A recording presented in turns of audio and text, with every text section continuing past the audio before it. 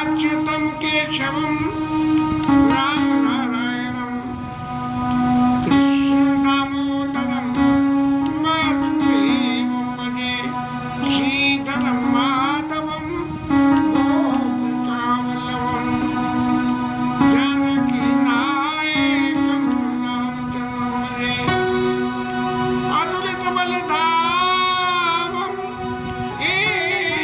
शैलावदेयं धनुजवनकृशानं ज्ञानेनामग्रगण्यं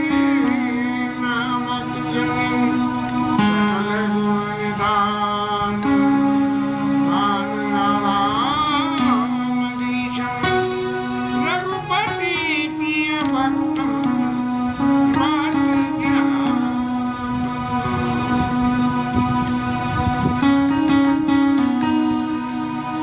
यत्र यत्र रघुनाथ कीर्तनं तत्र तत्र कृतमस्तकाञ्जलिं बाष्पवारि परिपूर्णलोचनं मारुतिं नमः राक्षसान्तकम्।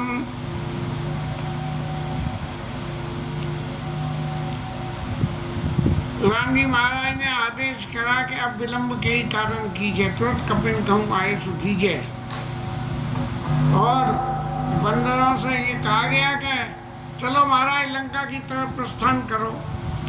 अब बैठे तो वहाँ लंका त्रिकूट पर्वत के ऊपर समुद्र के बीच में, और ये समुद्र के इस पार बैठे हुए चित्रकूट में। और वहाँ से महाराज इनको जाना। अब बंदरों को तो बंदर की क्या है कि जैसी भूख लगे सोई भक्ति है। सबसे पहला काम बंदर का भगोड़ा बनाए। जरा भी आप नेक ईंट उठाओ तो फिर वो आपको डराने की कोशिश करेगा। तो यहाँ तो कोई ऐसा खेल था नहीं। बंदर महाराज जो है राम जी ने कही चलो। तब जो है गोस्वामी जी ने बहुत कुछ लिखा कि सारे बंदर इतनी तेजी से भगे और चले कि धरती डगमगा गई और समुद्र में जाने क्या क्या हो गया।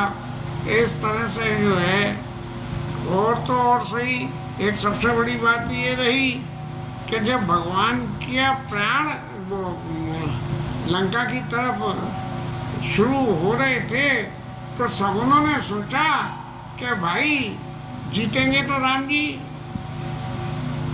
रावण को तो मरना ही मरना है, तो क्यों ना हम ऐसे में हो जाए तो हमारी कीमत बढ़ जाएगी।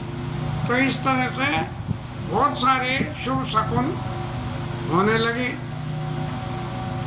और यहाँ इन्हें शकुन होने लगे और रावण महाराज को जो है उल्टा खेल होने लगा। लेकिन राक्षसी मायाओं में तो कोई उनके मायावी पने में कोई कमी रहती नहीं है, इसलिए उन्हें इससे कोई नहीं फर्क पड़ता है।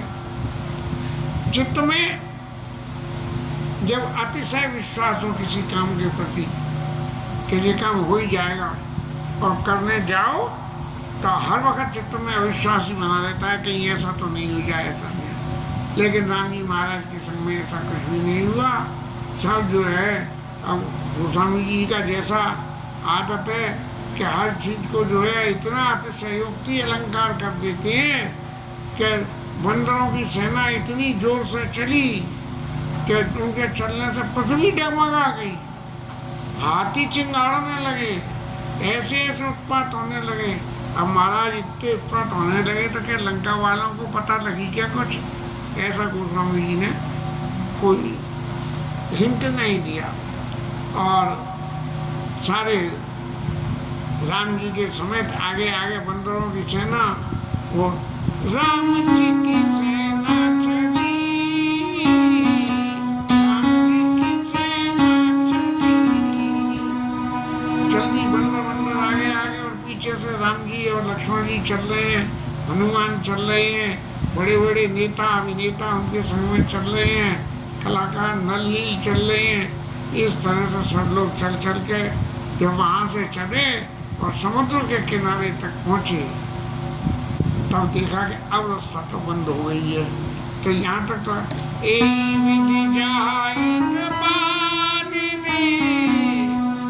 उतरे सागर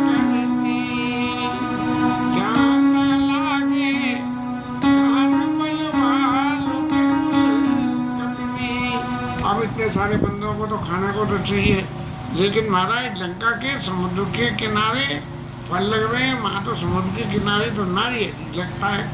लेकिन पता नहीं ये राम जी की कृपा ऐसी हुई कि जिस कृपा की वजह से सारे फल फूल वहाँ पैदा हो गए कि जी बंदर भगवान जो है इनको खाते रहे और खूब ऊधम करे। तब ये तो राम जी की सेना पहुँच गई, यहाँ एक स्टेबिलिटी आ गई, कैसे आगे की लीला में क्या नया जोड़ लगना है उसके लिए करें। लेकिन अब लंका की खबर गोस्वामी जी करते हुए लिख रहे हैं कि सारे राक्षसों के तो हवा खराब हो गई कि देखो बंदर आया और जला कर चला गया। और रावण महाराज जो अपनी बहुत बड़ाई करते थे वो कुछ नहीं कर पाए उस बंदर का। और ये सब बातें जब जनान खाने में पहुंची मंदोदरी के पास, तो मंदोदरी को भी बड़ा मन में क्षोभ हुआ। और दूत तो मंदोदरी ने भी, जब पति जो है किसी महिला का पति किसी भी तरह से अनीति करे बिना न माने, तब उस महिला को कुछ न कुछ जो है जासूसी करनी पड़ती है कि वास्तव में कितनी अनीति कर रहे हैं। ऐसे ही मंदोदरी ने करा, दूत लगा दिए कि देख के आओ क्या हुआ क्या नहीं हुआ। और इस तरह से जो है जब दूतों की सुन के बातों को सुन के और मंदोदरी को बहुत अकलात हो गई अपने मन में कि देखो इतना समझाया जा रहा है इनको, सीता जी को जी हरण करके लाए हैं और लाए भी कब हैं जब अकेले में लाए हैं। और नतीजा क्या हुआ कि हनुमान जो है लंका जला गए। लेकिन इनकी बातें तो सब जब पी रही रावण महाराज की। तब रावण महाराज को घर में लाके और मंदोदरी ने रावण के चरण पकड़ के रावण महाराज से कही, कंत करचा हरिचंद्र परिहरऊ मोर काति हितई धरऊ। आप जो है भगवान से बैर को छोड़ दो और जो मैं आपको बता रही हूँ वो आपके लिए परम हित है, उसको अपने हृदय में धारण करो और ये विचार करो कि मैं कह रही हूँ वो बात कितनी सही है। अब सबसे पहली बात तो एक है कि समुझत जास दूत की करनी। जब हनुमान जी महाराज चले तो लंका से जला के तो इतनी जोर से गरजे कि उनकी गर्जना सुन के भविष्य में पैदा होने वाले राक्षस पेट में से ही भग गई। समझे जासु दूत कही करनी गर्व सवई गर्व रजनीचर घरनी। अब जहाँ ये इतनी बुरी हो रही है तो महाराज आप कैसे ये कह रहे हो, इसलिए इस राक्षस कुल की आप राजा हो, रक्षा करना आपका फर्ज है। तो तासु दूत ने सच बुलाई पठवाऊ कंत जो चाहो भलाई। अपनी भलाई यदि चाहते हो तो जो है कोई अपना दूत बुला के उसके संग सीता मैया को राम जी के पास वापस भेज दो। लेकिन यदि आपने तासु नार ने सच बुलाई पठवाऊ कंत जो चाहो बुलाई, तब कुल कमल विपिन दुखदाई सीता सीत निशान सम आई। और सुनो नाथ सीता बिनु दीने हित में तुम्हारा शंभु अज कीने।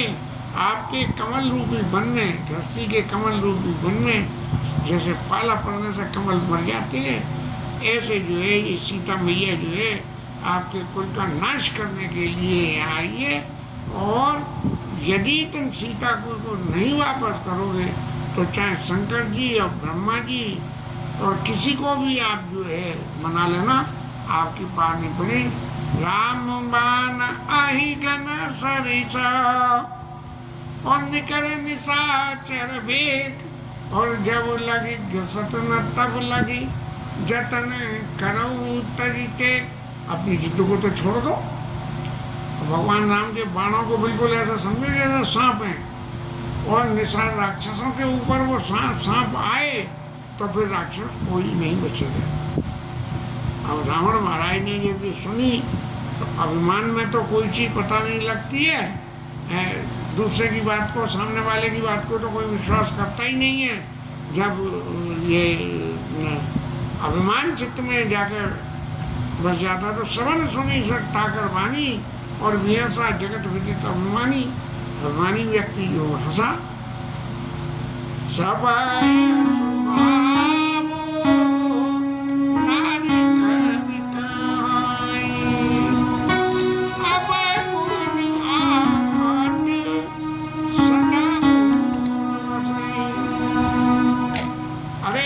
नारियों का स्वभाव तो डरना ही है।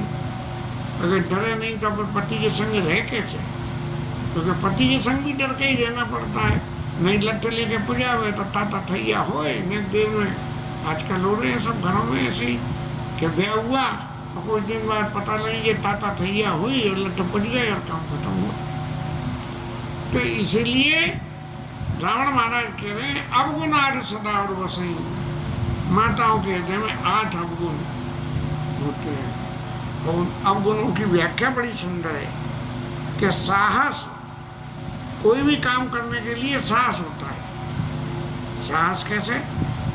कि यदि देखें तो यदि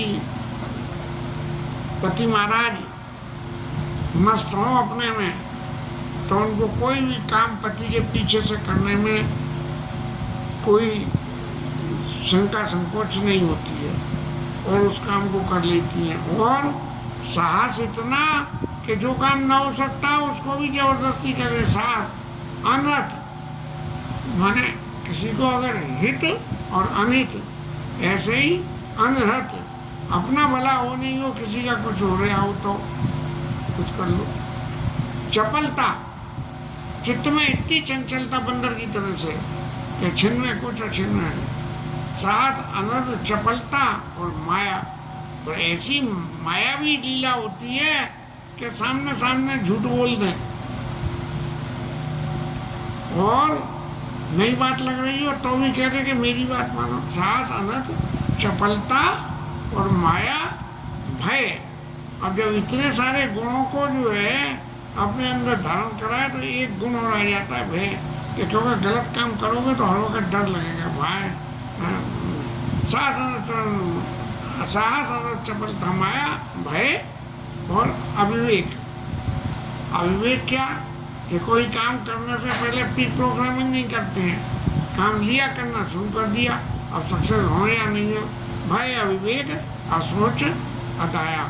जब अपनी पे उतरिया वे कान पावक जार सकूं, कान समुद्र समाई और कान करे अबला प्रबल और कई जग काल न काई कान करे अबला प्रबल। भय, अविवेक, असोच, अदाया, सारा सरल चपलता, माया।